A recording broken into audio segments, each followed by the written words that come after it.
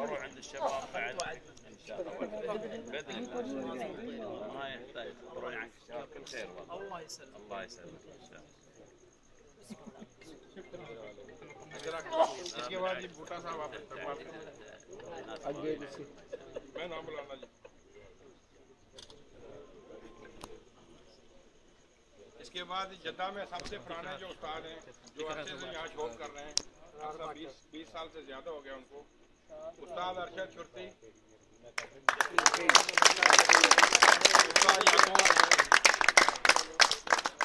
उस्ताद तनवीर भट्ट,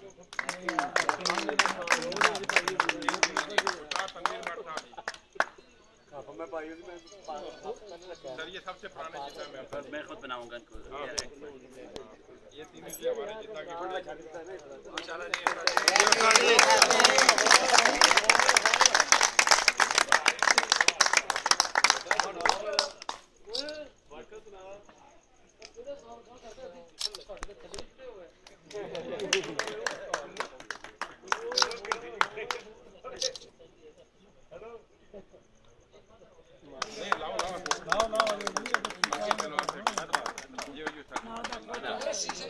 आगे जाओ साथ आगे जाओ बैठो इस तरह